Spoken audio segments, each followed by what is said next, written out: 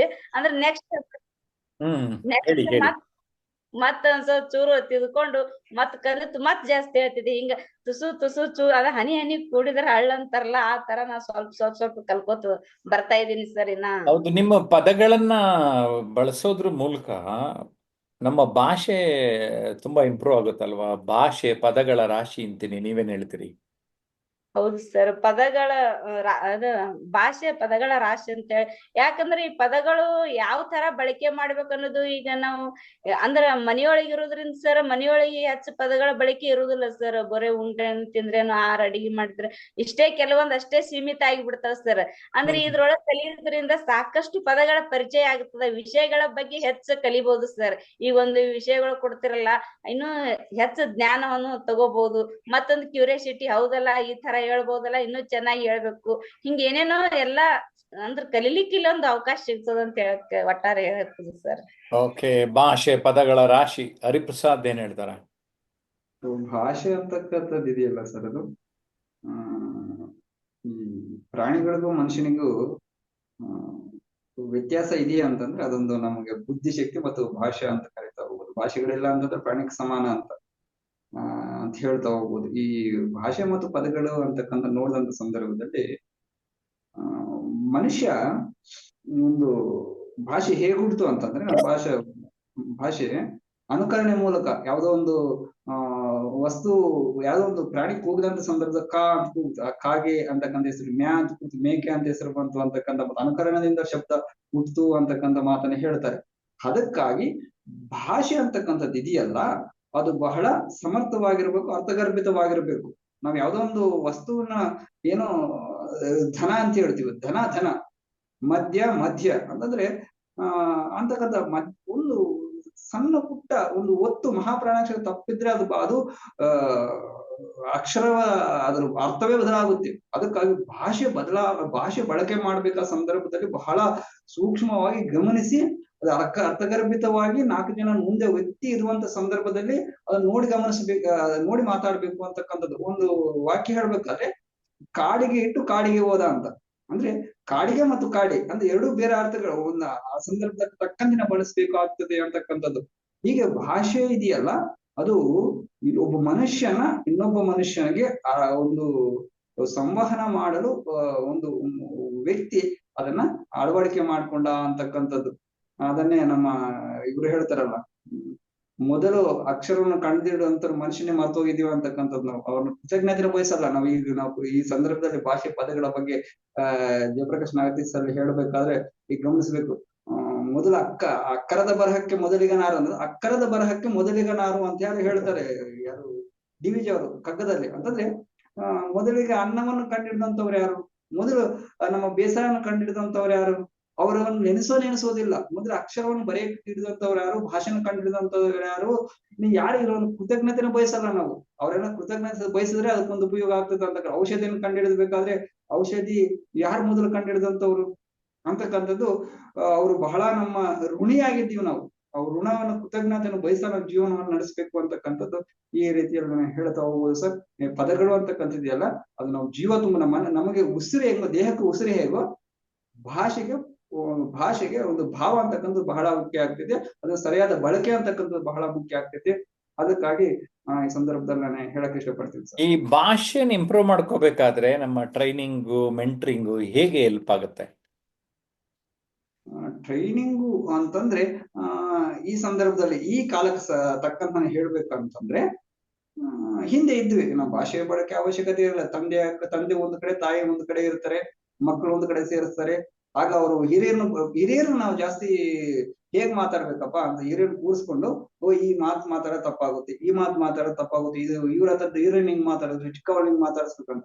ಈಗೇನಿಲ್ಲ, day care ಬಿಡ್ತಾರೆ, ಗಂಡ ಹೆಂಡತಿ ಇಬ್ರು ಮದುವೆ ಮಾಡ್ಕೊಂಡಿರ್ತಾರೆ, ಅವ್ರೊಂದು ಕೆಲ್ಸಕ್ಕೆ ಹೋಗಿ ಇವ್ರೊಂದು ಕೆಲ್ಸಕ್ಕೆ ಹೋಗ್ತಾರೆ, ಮತ್ತು ಮಗುವನ್ನ ಒಂದ್ ಕಡೆ ಎಲ್ಲ ಒಂದ್ ಕಡೆ ಸೇರಿಸ್ಬಿಡ್ತಾರೆ.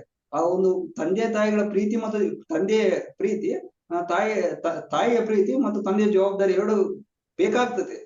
ಆದ್ರೆ ಅವ್ರನ್ನೆಲ್ಲ ಒಂದ್ ಕಡೆ ಬಿಡ್ತಾರೆ. ಅವರೊಂದು ಮಕ್ಕಳ ಮಾನಸಿಕ ಮಟ್ಟ ಒಂದು ಬಹಳ ಕೀಳುಮಟ್ಟಕ್ಕೆ ಇಳಿಬೇಕಾದ್ರೆ ಇದೇ ಕಾರಣ. ಅವ್ರ ಹಿರಿಯರನ್ನ ತಂದೆ ತಾಯಿ ನೋಡಲ್ಲ, ತಂದೆ ತಾಯಿ ಎಲ್ಲ ಒಂದು ವೃದ್ಧಾಪ್ಯಕ್ಕೆ ಬಿಟ್ಟಿರ್ತಾರೆ. ವೃದ್ಧಾಪ್ಯ ಒಂದು ಸಮಸ್ಯೆ ಬಿಟ್ಟಂತ ಸಂದರ್ಭದಲ್ಲಿ ಆ ಒಂದು ಅವ್ರ ಮಕ್ಕಳು ಯಾರು ನೋಡ್ಕೊಂತಾರೆ? ಅವ್ರ ಭಾಷೆ ಯಾರು ಕಳಿಸ್ತಾರ, ಅವರು ವ್ಯಕ್ತಿತ್ವ ಬೆಳವಣಿಗೆ ಹೆಂಗಾಗುತ್ತೆ. ಅದಕ್ಕಾಗಿ ಈ ಸಂದರ್ಭದಲ್ಲಿ ಈ ಎಲ್ಲಾ ಮಕ್ಕಳಿಗೂ ಈ ಒಂದು ಜನರೇಷನ್ ಏನಿದೆ, ಪ್ರೆಸೆಂಟ್ ಜನರೇಷನ್ ಏನಿದೆ, ಅವರ ತರಬೇತಿ ಅಂತಕ್ಕಂಥ ಬಹಳ ಮುಖ್ಯ ಆಗ್ತದೆ. ಜಯಪ್ರಕಾಶ್ ನಾಗತಿಹಳ್ಳಿ ಸರ್ ಅವರ ಒಂದು ತರಬೇತಿ ಅಂತವರ ತರಬೇತಿ ಬೇಕಾಗ್ತದೆ.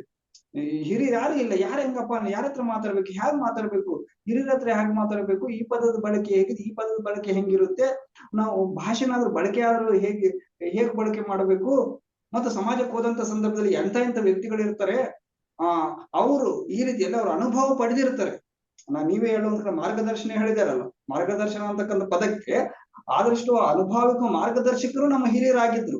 ಯಾರು ನಮ್ಮ ವಯಸ್ಸಾದಂತವ್ರು 60-70 ವಯಸ್ಸಿದ್ದಾರಲ್ಲ, ಅವರೇ ನಮಗೆ ಮಾರ್ಗದರ್ಶಕರಾಗಿದ್ರು. ಬಟ್ ಅವ್ರನ್ನ ಬಿಡ್ತೀವಿ, ಎಲ್ಲ ವಯಸ್ಸಾಗಿದೆ ಅವ್ರನ್ನ ಬಿಟ್ಬಿಡ್ರಿ ಅಂತ ಹೇಳಿ ಯಾರು ವೃದ್ಧಾಪ್ಯ ಸೇರಿಸಿ ಅವ್ರಿಗೆ ದುಡ್ಡು ಕೊಟ್ಟು ಇದು ಮಾಡ್ತಿರ್ತಾರೆ. ಬಟ್ ಅವು ಫಸ್ಟ್ ಕೂಡು ಕುಟುಂಬಗಳಿದ್ವು. ಕೂಡು ಕುಟುಂಬಗಳಿದ್ದ ಕಾರಣವಾಗಿ ಅದ್ರ ಅವಶ್ಯಕತೆ ಇರ್ತಿಲ್ಲ ಮಾರ್ಗದರ್ಶನ. ಹೀಗಾಗಿ ನಾನು ಈ ಸಂದರ್ಭಕ್ಕೆ ಎಲ್ಲಾ ವಿದ್ಯಾರ್ಥಿಗಳು, ಎಲ್ಲಾ ಯುವಕರು, ಎಲ್ಲಾ ಯುವತಿಯರು, ಎಲ್ಲಾ ವಿದ್ಯಾರ್ಥಿಗಳು, ಎಲ್ಲ ಕೆಲ್ಸಕ್ಕೆ ಹೋಗುವವರು, ಈಗ ಸಂದರ್ಭದಲ್ಲಿ ಇಂಜಿನಿಯರಿಂಗ್ ಸೇರ್ಕೊಂಡ ವಿದ್ಯಾರ್ಥಿಗಳು, ಅವರಿಗೆ ಈ ನಾಲೆಡ್ಜ್ ಇದೆ, ಬೇಕಾದಂತ ಇನ್ಫಾರ್ಮೇಶನ್ ಬೇರೆ, ನಾಲೆಡ್ಜ್ ಬೇರೆ.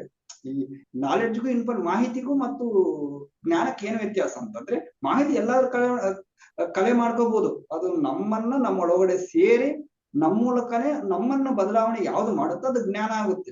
ಹಾಗಾಗಿ ತರಬೇತಿ ಏನಕ್ಕೆ ಮುಖ್ಯ ಆಗುತ್ತೆ, ಎಲ್ಲಾ ಕ್ಷೇತ್ರದವರು, ರಾಜಕೀಯ ಕ್ಷೇತ್ರದಿಂದ ಈಗಿನ ಒಂದು ಪ್ರೆಸೆಂಟ್ ತಲೆಮಾರು ಏನಿದೆ, ಜನರೇಷನ್ ಏನಿದೆ, ಅವ್ರಿಗೆಲ್ಲರಿಗೂ ಸಹ ತರಬೇತಿ ಬೇಕೇ ಬೇಕಾಗುತ್ತೆ.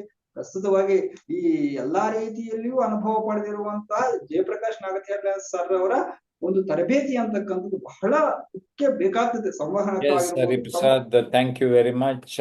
ಭಾಷೆ ಪದಗಳ ರಾಶಿ, ಆಲ್ಫಬೆಟ್ಸ್, ವರ್ಣಮಾಲೆಗಳ ಕೆಲವೊಂದು ವರ್ಣಮಾಲೆಗಳನ್ನ ಬಳಸಿ ಪುಟ್ಟ ಪುಟ್ಟ ಪದಗಳ ನಿರ್ಮಾಣಗಳನ್ನ ಮಾಡ್ತೇವೆ. ಆ ಪದಗಳನ್ನೆಲ್ಲ ಸೇರಿಸಿ ವಾಕ್ಯ ನಿರ್ಮಾಣ ಆಗ್ತದೆ. Language is called as the vehicle of communication ಅಂತ ಹೇಳ್ತವೆ. ನಮ್ಮ ಕನ್ನಡದ ಕಣ್ವ BM ಶ್ರೀಕಂಠಯ್ಯನವರು ಹೇಳಿದ ಮಾತು ಏನು ಅಂದ್ರೆ, ನಮಗೆ ಹಿರಿಯರಿಂದ ಬರುವ ಒಡವೆಗಳಲ್ಲಿ ಭಾಷೆಯು ಒಂದು, ಅದು ಚೆನ್ನಾಗಿದ್ದಷ್ಟು ಭೂಷಣ ಅಂತ ಹೇಳಿದ್ರು. ಹಾಗಾಗಿ ನಾವು ಮಾತನಾಡುತ್ತಾ ಪದಗಳನ್ನ ಅರಿಯುತ್ತಾ ಪದಗಳನ್ನ ಬಳಸುತ್ತಾ ನಮ್ಮ ಭಾಷೆ ನಿರಂತರವಾಗಿ ವೃದ್ಧಿಯಾಗ್ತದೆ. ನಾವು ಚಿಂತನೆ ಮಾಡುವ ಸಂದರ್ಭದಲ್ಲಿ ಆ ಪದಗುಚ್ಛಗಳು ನಮ್ಮ ಒಂದು ಮನಸ್ಸಿನಲ್ಲಿ ಇದ್ದು ಸಬ್ಕಾನ್ಷಿಯಸ್ ಮೈಂಡಿಂದ ನಮ್ಮ ಬಾಯಿಗೆ ಬರಬೇಕಾದ್ರೆ ಅಲ್ಲಿ ಪದಗಳಾಗಿ ಬರ್ತದೆ. ಥಾಟ್ಸ್ ಇಲ್ಲಿರ್ತದೆ, ಪದಗಳು ಇಲ್ಲಿ ಹೊರಗಡೆ ಬರ್ತದೆ.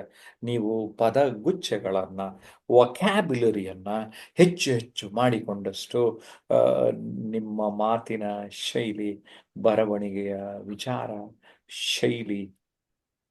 ಈಗ ರಸವೇ ಜನನ, ವಿರಸ ಮರಣ, ಸಮರಸವೇ ಜೀವನ ಅಂದ್ರು ಬೇಂದ್ರೆ. 3 ಸಾಲಲ್ಲಿ ಬದುಕನ್ನು ಹೇಳ್ತಾರ ಅಲ್ವಾ? 16 ವರ್ಷ ನೆರಳಾಗಿ ನಿಂತ ಮರ ತೊಲೆಯಾಗಿ ಉಳಿಯಿತು 106 ವರ್ಷ. 100 ವರ್ಷ ಆಳಿದ ಅರಸ ಹೆಣವಾಗಿ ಉಳಿಯಲಿಲ್ಲ 3 ದಿವಸ. ಜರಗ್ನಳ್ಳಿ ಶಿವಶಂಕರ್ 4 ಸಾಲಲ್ಲಿ ಲೈಫ್ ಇಷ್ಟೇನೆ ಅಂತ ಅರ್ಥ ಮಾಡಿಸಿದ್ರು.